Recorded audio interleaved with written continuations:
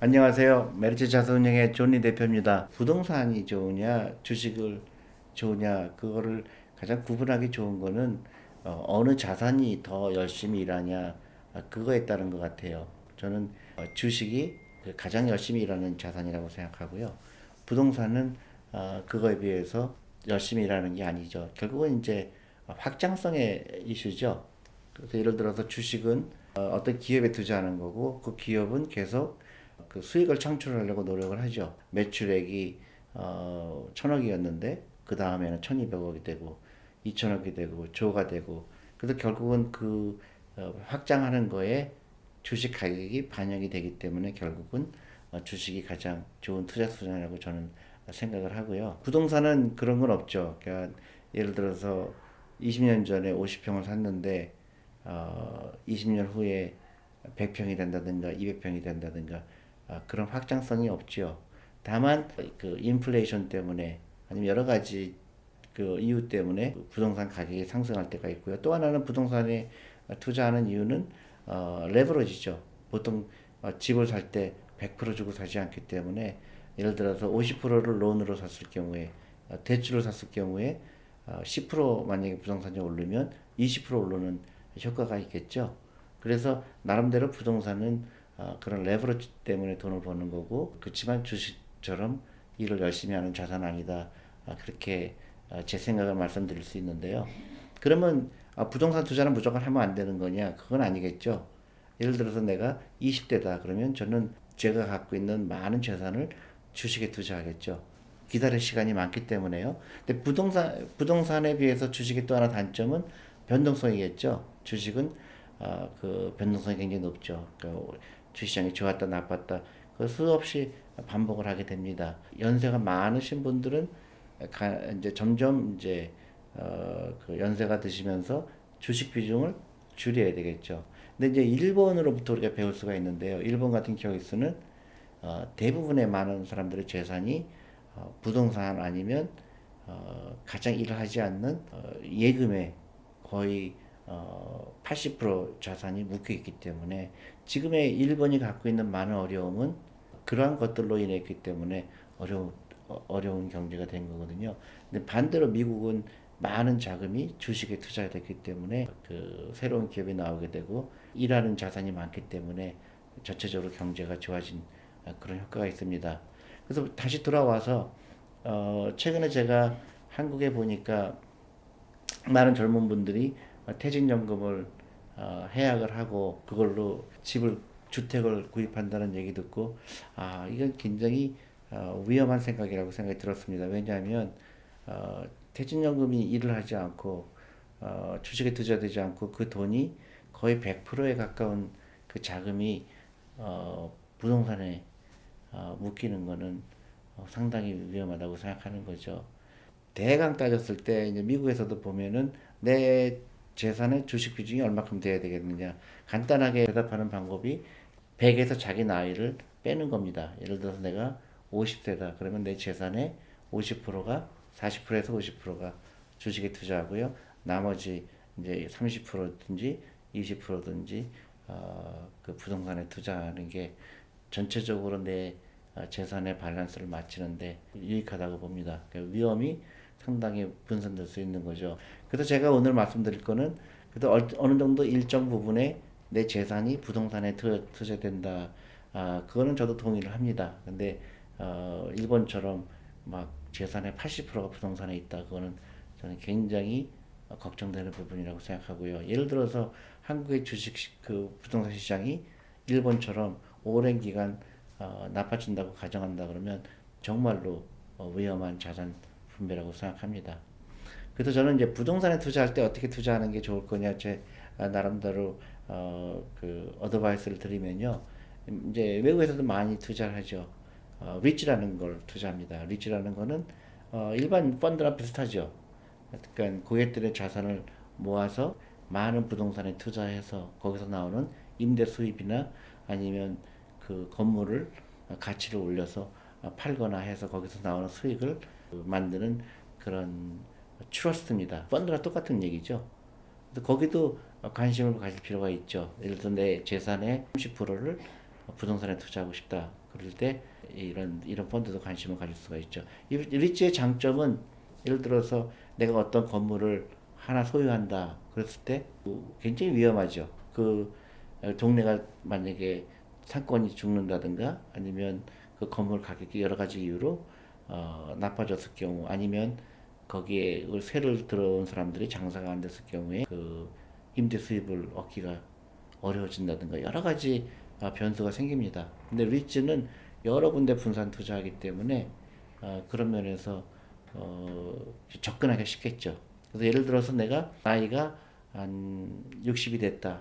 근데 어느 정도 이제 내 자산을 이루었는데 자산이 있는데 그 중에서 내가 주식 추천 펀드에 얼마큼 넣고 부동산 얼마큼 넣을까 계산했을 때 나이가 내 재산의 30%다 그러면 그거를 리츠에 투자하는 것도 좋은 방법입니다. 왜냐하면 많은 사람들이 주식 부동산 투자할 때 꼭 건물을 직접 사는 것만 생각하는데 그게 반드시 좋은 방법은 아니라고 생각하고요. 그래서 많은 분들이 저희 회사에 요청을 합니다. 젊은 사람뿐만 아니라 재산이 많이 갖고 계신 분들이 메리츠는 리츠를 만들지 않느냐. 그래도 주식만 다 있는 것보다는 리츠도 있는 게 좋지 않겠느냐. 그래서 저희가 당연히 저도 그렇게 생각합니다. 100% 주식에 투자하는 거는 그것도 마찬가지로 좋은 생각이 아니기 때문에요. 그래서 저희가 리츠를 출시하게 됐습니다.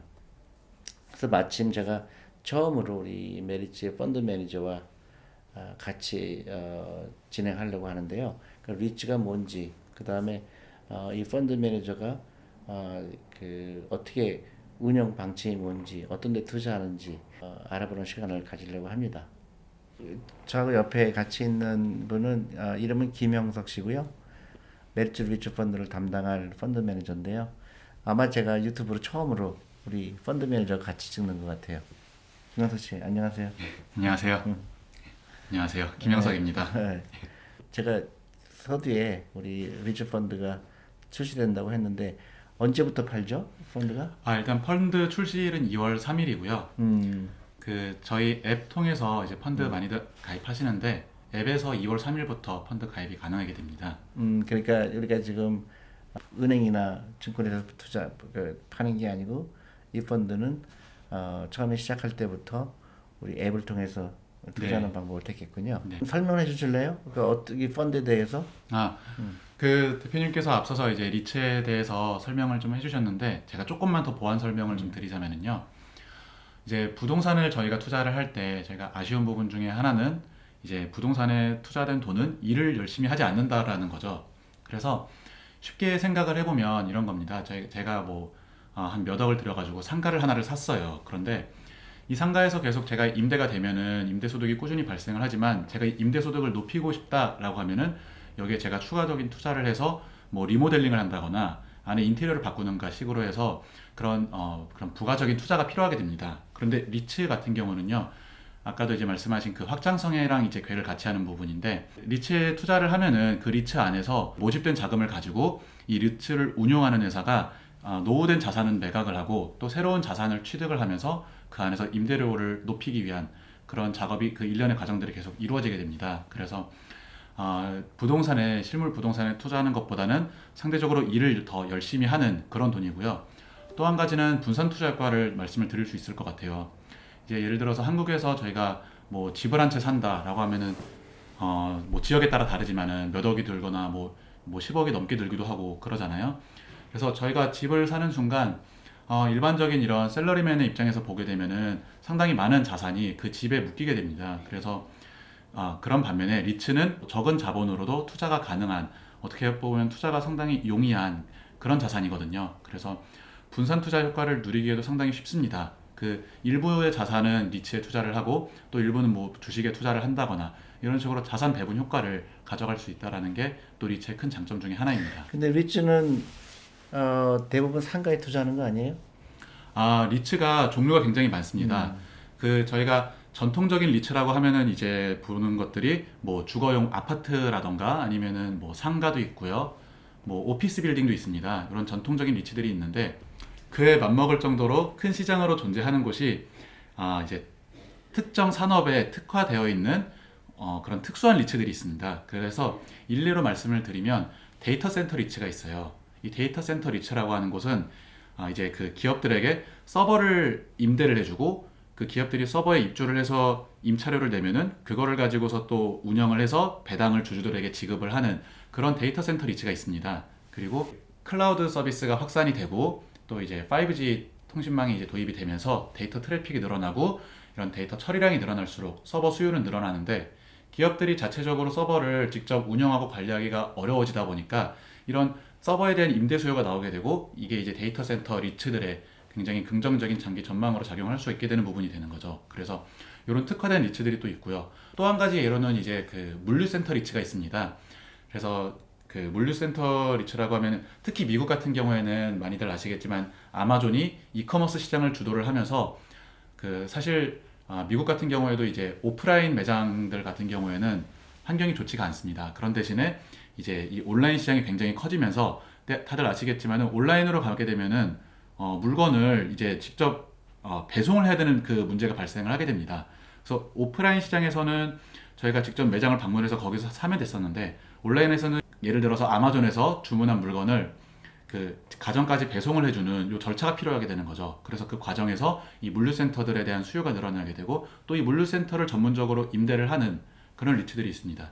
그래서 굉장히 다양합니다. 미국 시장 같은 경우에도 시가총액 비중으로 나누었을 때 이런 전통 리츠가 한 절반 차지한다라고 하면은 이런 특화된 리츠가 또 한 절반 정도 시장을 차지하고 있기 때문에 굉장히 다양한 선택을 저희가 가질 수가 있고요. 그러면 이 펀드는 펀드네요. 그러면 리츠에 투자하는 리츠네요. 네, 맞습니다. 그러니까 데이터 센터라든가 전 세계에 있는 그다음에 헬스케어라든가 네. 그런 병원이라든가 그런데 이제 좀 부가가치가 높은 그런 건물에 투자하는 전 세계에 있는 리츠에 투자하는 거죠. 예, 맞습니다. 네.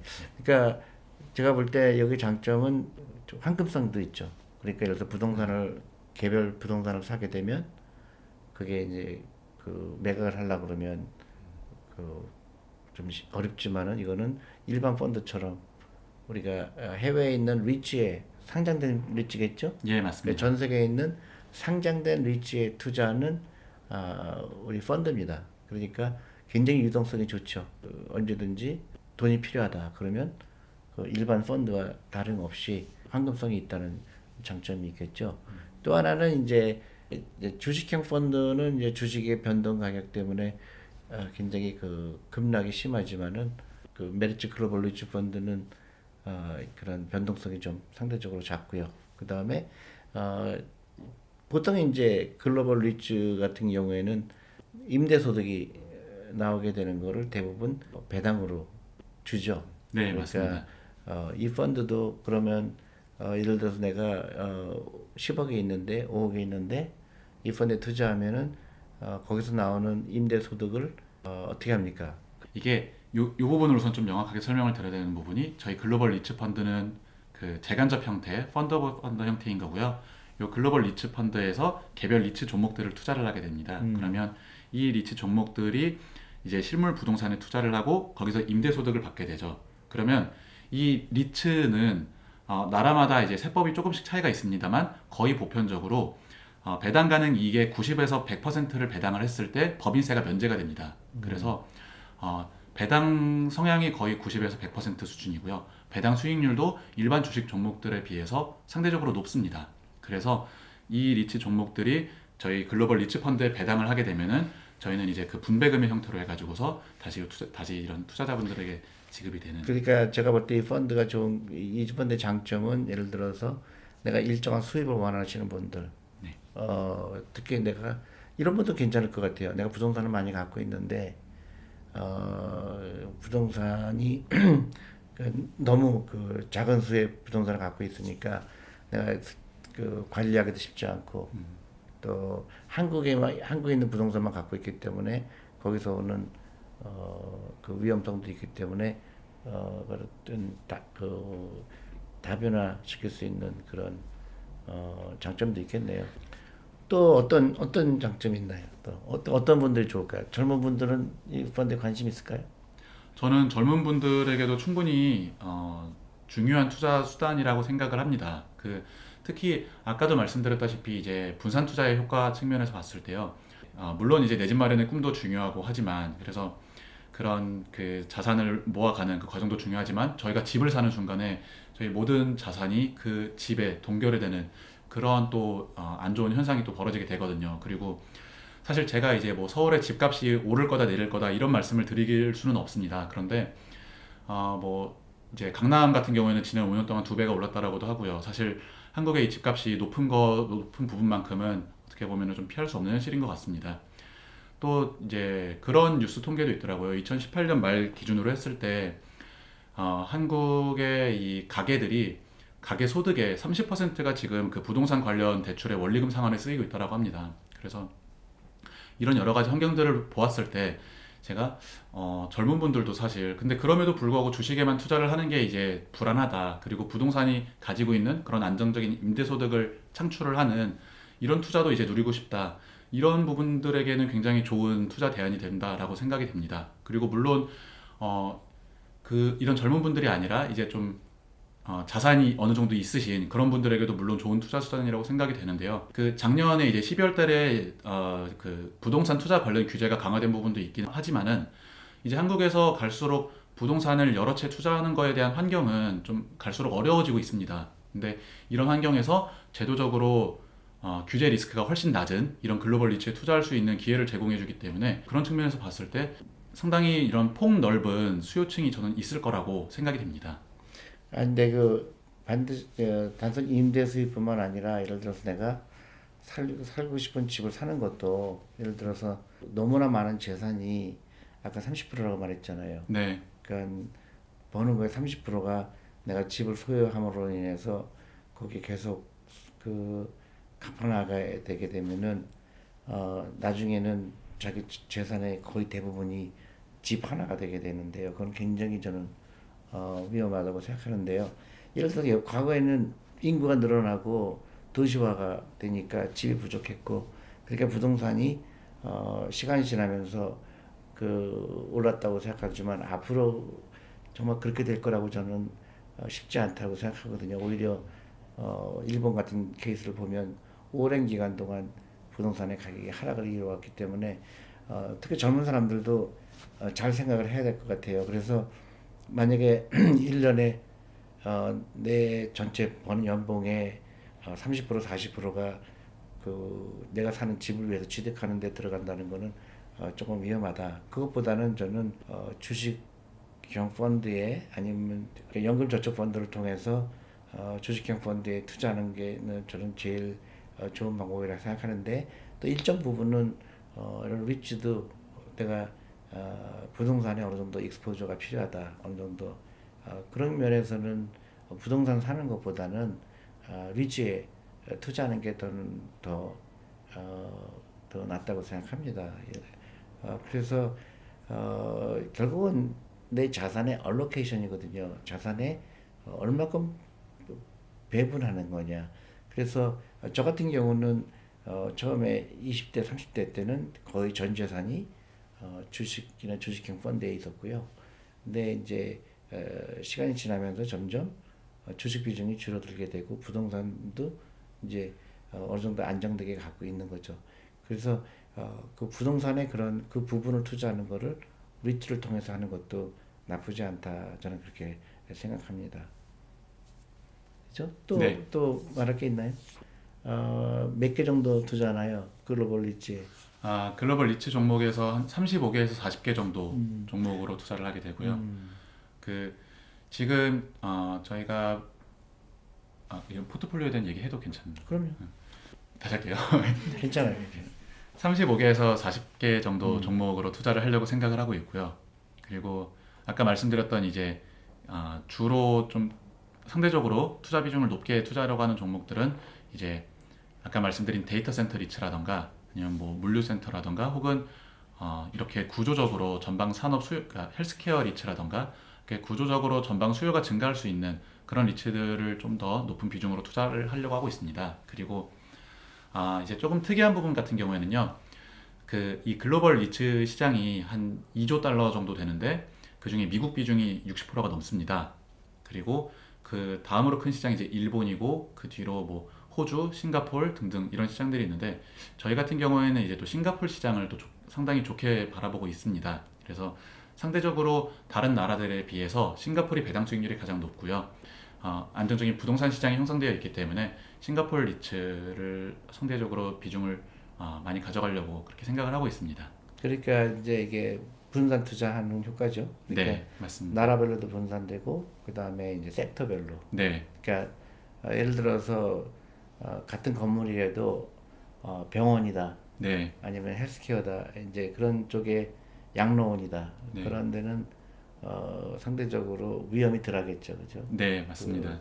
계속 그 수요가 끊임없이 있으니까 근데 네, 보통 일반 리테일이라든가 백화점이라든가 이런 거는 조금 이제 위험할 수 있겠고 네, 그러니까 부동산 투자하더라도 리츠가 그 좋은 투자 수단이 될 수 있겠네요. 네, 미국에서는 그 로드쇼라고 그러죠. 그러니까 펀드가 새로 출시가 되면 이제 여러 지역을 다니면서 네.